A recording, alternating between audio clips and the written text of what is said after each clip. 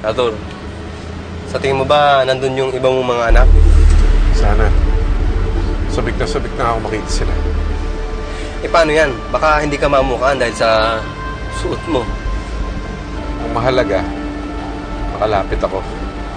Kapag nakalapit ako, makakausap sila, marinig ko lang ang boses nila. Mayakap ko lang ang anak ko.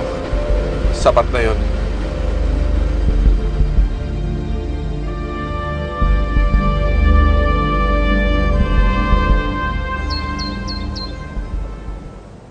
Rise and shine! It's vacation time, Quintin! Hi! Si Bettina? Oo nga. Akala ko nandito siya.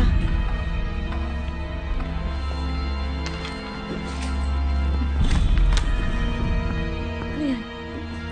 Sasaglit daw si Bettina sa concert ni Darling. Ano? Hindi pwede. Malamang nandun ang mga buwena. Hindi sila pwede magkita-kita ng anak niya.